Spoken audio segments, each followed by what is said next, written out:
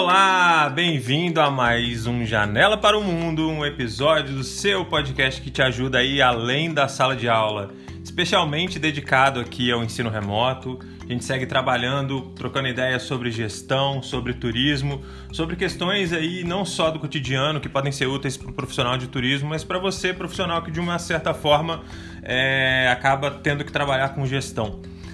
Hoje eu vou fazer um episódio especial, na verdade eu vou seguir fazendo uma série de episódios especiais sobre alguns textos que eu vou trabalhar com os meus alunos em sala de aula, no caso remotamente.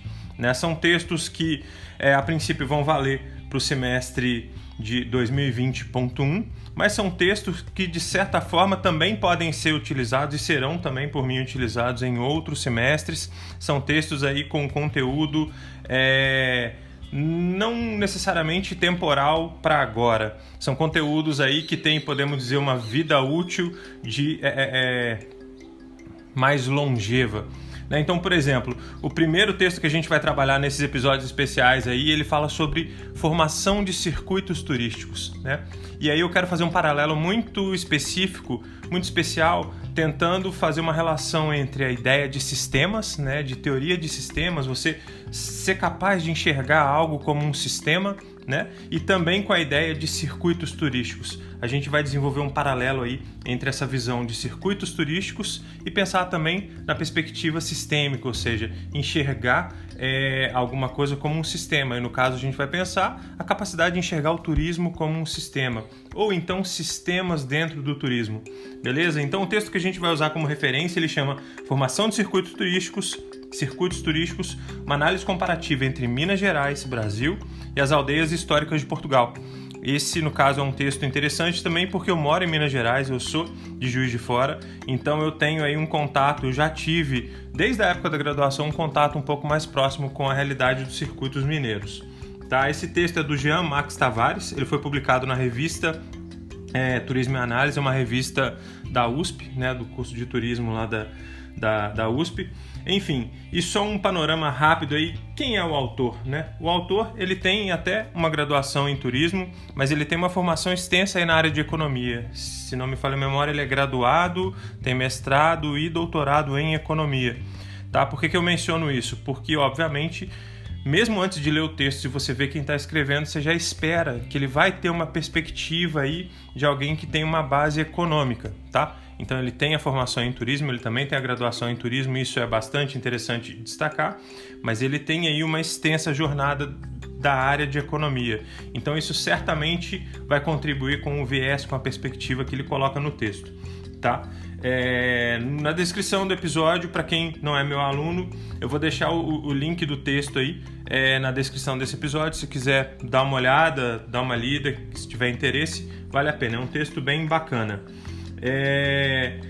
Enfim, aqui eu fiz alguns destaques, eu não vou passar por todos os destaques que eu fiz, mas tem uma frase que eu destacaria aqui na primeira página que ele coloca: o turismo pode se constituir como uma alternativa segura para o desenvolvimento e crescimento econômico dessas regiões que ele menciona, assegurando melhores níveis de bem-estar à população. E aí você vê, o turismo como uma alternativa segura de crescimento e desenvolvimento econômico. E aí você lembra que a gente está passando, ou passou por uma pandemia. Alternativa segura? Cara, difícil, O turismo, ele tem a sua sazonalidade, Ele tem as suas variações ali de demanda. Então, logo de cara, o texto ele é um texto bem bacana, senão eu nem recomendaria ele. Mas é interessante que eu vou destacar alguns pontos no texto que vão nos ajudar a pensar um pouco. Então, talvez até por essa perspectiva mais econômica do que talvez do turismo, o autor ele sugere aí talvez pensar o turismo como uma alternativa segura de desenvolvimento econômico, social, mas tenha sempre cuidado com isso, porque economias dependentes da atividade turística, se acontece algum tipo de situação, como por exemplo a pandemia a gente pode até pensar como um caso atípico, Então teve a gripe espanhola lá no início do século XX e agora está tendo essa pandemia da Covid. Mas, cara, acontece, por exemplo, uma tragédia ambiental, uma tragédia climática, enfim, alguma situação, vamos supor, como por exemplo, que aconteceu com o estouro lá de Mariana, Brumadinho, ou então tempestades que derrubam parte de uma cidade, como aconteceu em 2011 na região serrana do Rio, ali Petrópolis, Teresópolis, Friburgo. Enfim, só lembrando, Brumadinho e Mariana não foram tragédias ambientais, aquilo ali foi falha humana, erro humano, tá? Não tem nada a ver com tragédia ambiental, então deixar isso claro, tá? Enfim, mas não vou entrar nesse tipo de discussão, mas só pra gente pensar, por exemplo, tragédias como a de Brumadinho, Mariana, a desgraça que aconteceu em Friburgo, Teresópolis, Petrópolis em 2011, tudo isso faz com que a demanda turística, os consumidores do turismo, eles sumam. Então, se uma economia depende só do turismo, majoritariamente do turismo, ela tem um risco gigantesco, né? Então, grosso modo, a gente pode ter uma interrogação aí quando o autor fala que o turismo pode ser uma alternativa segura para o desenvolvimento e crescimento econômico, mas peraí, nem tanto, né? Então, sempre tomar cuidado com esse tipo de perspectiva baseada no crescimento econômico ou desenvolvimento econômico baseada no turismo. Isso é sempre muito perigoso, tá? Aqui o autor menciona também, por exemplo, a ideia dos circuitos turísticos, né? Eu não vou ficar entrando muito em definições aqui, mas a importância, por exemplo, quando a gente fala na ideia de circuitos turísticos, esses circuitos normalmente eles têm um município polo, né? Um município aí que ele funciona, podemos dizer, como município mais importante, e aí envolve questões geográficas, políticas, econômicas, como se fosse o sol do sistema solar, né? Então, num circuito turístico, dificilmente a gente tem todos os municípios de um circuito em pé de igualdade, a gente sempre vai ter alguns municípios com mais atratividade, outros um pouco menos de atratividade, enfim. E a ideia do circuito é justamente essa, para ajudar municípios que não têm um potencial tão bem definido para que eles se complementem, né? Então, ao estabelecer a ideia de um circuito turístico, os gestores consideram que é interessante o fato dos municípios se complementarem, né? Então, às vezes, um município que tem muitos atrativos, mas não tem tantos equipamentos turísticos, ele não tem tanta infraestrutura, eles se complementem, né? Então, pode acontecer situações, por exemplo, onde o turista ele se hospede no município, mas ele vai desfrutar de atividades ali ao longo do dia ou mesmo da noite em outro lugar, né? Isso é bastante comum em várias regiões aí, do Brasil. E isso é uma coisa interessante quando a gente pensa em circuitos, né? A ideia é que os municípios eles se complementem e virem, podemos dizer, uma região ali de maior potencial para atrair turistas, né? E aí pensa o seguinte também, que de alguma forma, quando a gente fala de municípios se complementando e formando algo maior, a gente também pode fazer um paralelo puxando para sistema, né? Se você não é do turismo ou se não foi meu aluno, eu gosto sempre de fazer o paralelo também. Pensa, por exemplo, nos sistemas que a gente estuda lá no ensino médio, no ensino fundamental, sistemas fisiológicos, né? Sistema respiratório, sistema circulatório, são conjuntos de órgãos que a gente tem, ou não necessariamente órgãos, mas partes do nosso corpo, que cada parte ou cada órgão ele cumpre uma função, eles se complementam e no fim das contas eles desempenham uma função clara, né? Então, por exemplo, não vou lembrar se é exatamente isso, mas o sistema respiratório, vamos supor aí que as partes seriam narina, laringe, faringe, traqueia, pulmões, né? Sem ficar voltando muito especificamente na parte de ciências ali, mas vamos supor que é mais ou menos isso, né? Cada um desses órgãos, dessas partes do corpo aí que eu mencionei, elas cumprem uma função, né? O pulmão não cumpre a mesma função que as narinas, que a laringe, enfim, cada um dessas partes do corpo cumpre uma função diferente e eles se complementam, mas no fim das contas, para que a gente consiga respirar plenamente, cumprir a função da respiração, a gente precisa dessas partes diferentes se complementando para cumprir uma função maior. Mais ou menos a mesma lógica que se aplica à formação de circuitos turísticos. Então, um município talvez vai contribuir mais com a infraestrutura, outro vai contribuir mais com atrativos, belezas, atrativos criados pelo homem, enfim. Mas, de certa forma, a ideia de circuitos é juntar vários municípios que, de alguma maneira, possam unir forças, se complementar e virarem um espaço ali, uma área, uma região mais atrativa, né? E um outro ponto interessante também é lembrar que durante o governo Lula, né, de 2003 a 2010, se não me falha a memória, ainda existe no caso, né, mas começou ali por volta de 2003 a política de regionalização do turismo.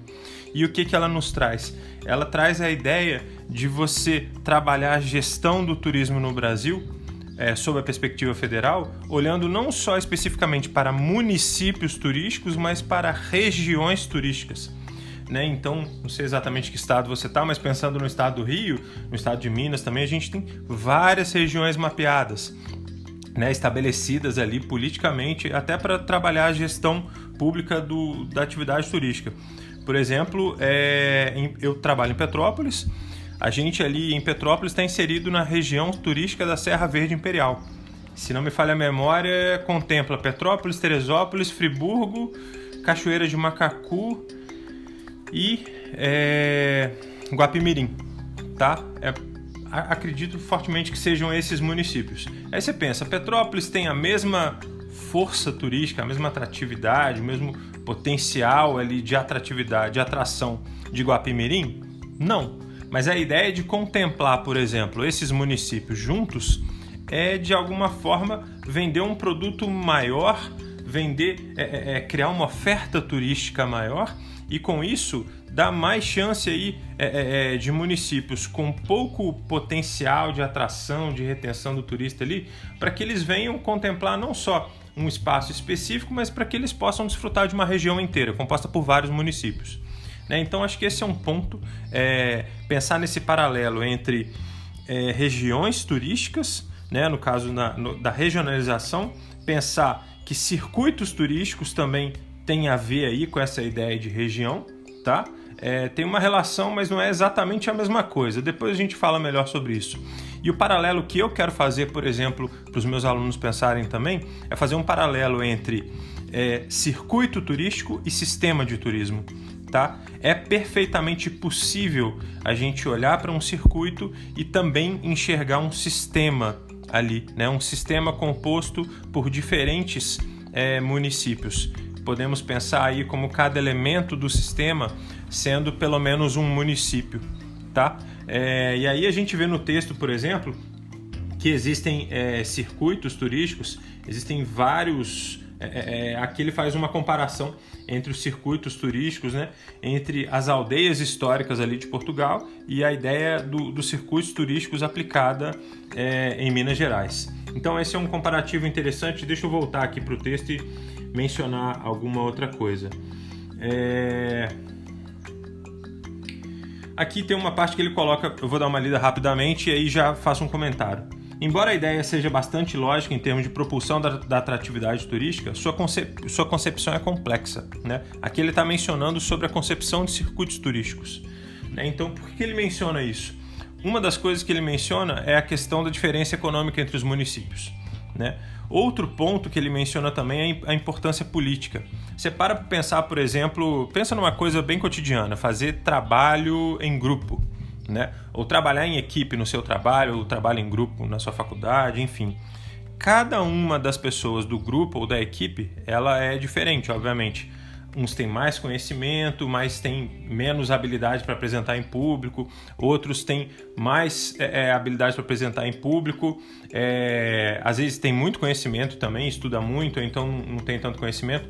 Mas enfim, o que ele menciona aqui é que quando você tenta formar um circuito, existe o problema que é o seguinte: nem sempre as pessoas, ou no caso os municípios turísticos, apesar deles serem inseridos em um mesmo circuito, não necessariamente eles estão tão predispostos a cooperar politicamente ou economicamente, tá? Às vezes existe uma diferença muito significativa aí entre a estrutura política e econômica de municípios que são vizinhos, que acabam às vezes estando no mesmo circuito turístico e que não necessariamente estão tão interessados em cooperar entre si.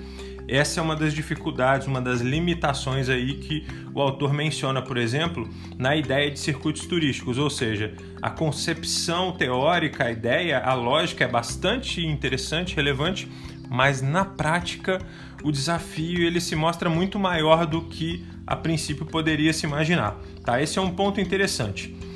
Para o vídeo não ficar muito longo, eu vou encerrar esse aqui. Para o áudio, no caso, também não ficar muito longo, eu vou encerrar esse aqui e no próximo episódio eu volto mais detalhadamente ainda falando sobre essa questão temática de circuitos turísticos, esse paralelo aí com sistemas, tá? Então a gente pode sempre pensar de forma paralela aí circuitos turísticos e sistemas de turismo, tá? São assuntos que tangenciam um ao outro, a gente consegue fazer com que eles se aproximem e ver semelhanças nesse pensamento aí, tá bom? É isso, muito obrigado pela sua audiência, pela sua atenção.